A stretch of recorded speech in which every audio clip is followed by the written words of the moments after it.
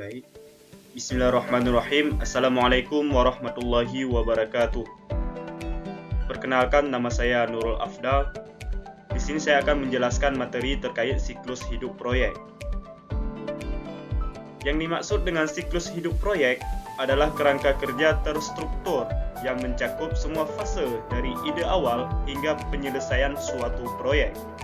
Ini memastikan proses yang sistematis, terarah untuk mencapai hasil yang diinginkan.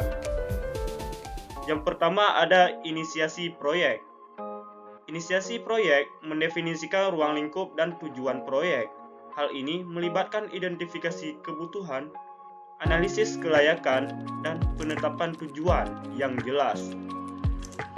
Nah, pada identifikasi kebutuhan, kita harus memahami terlebih dahulu kebutuhan dari pengguna dan bisnis yang akan dipenuhi oleh proyek.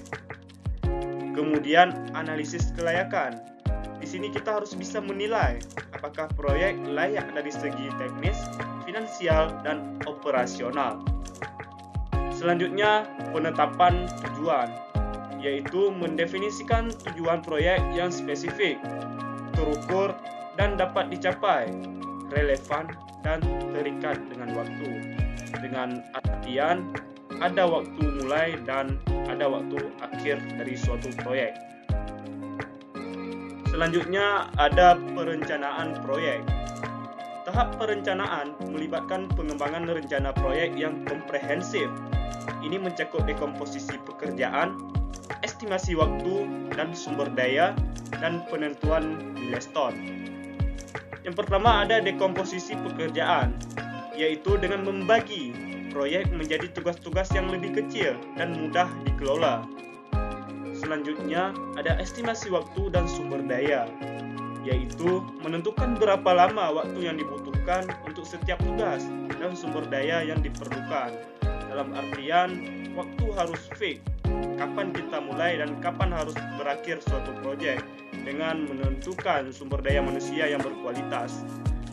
Kemudian yang ketiga, penentuan milestone, yaitu menentukan titik-titik penting dalam proyek yang menandai kemajuan signifikan.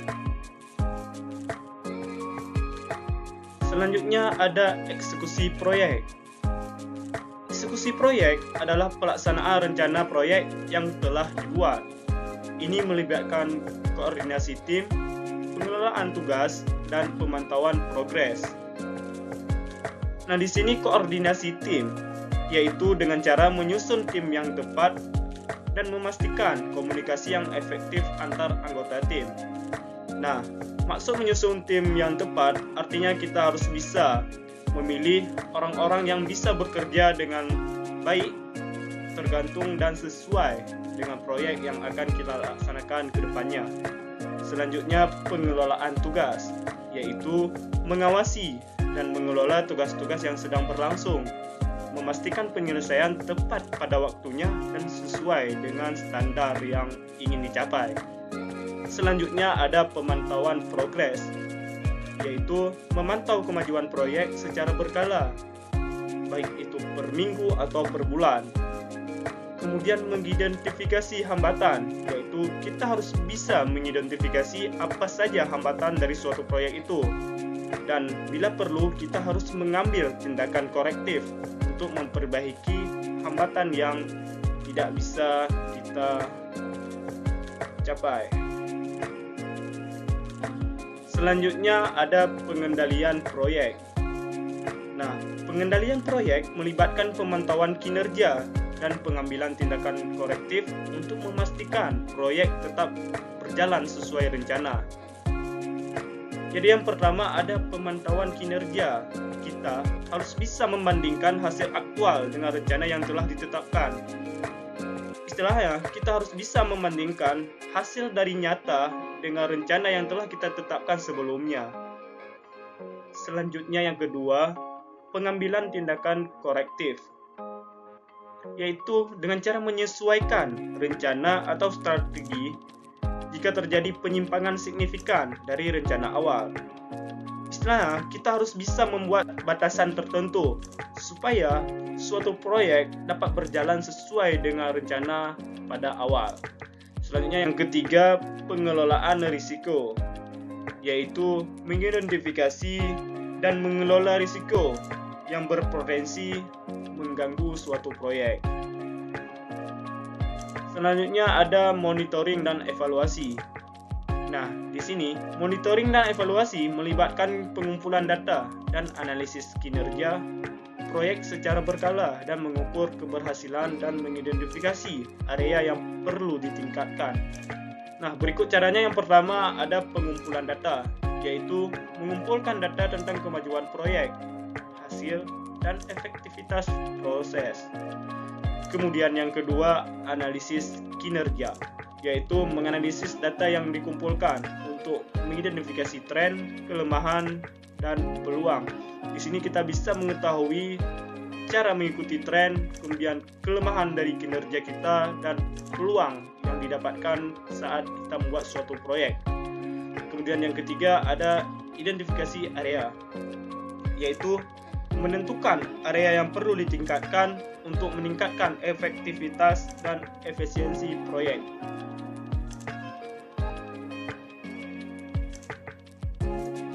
Oke, baik.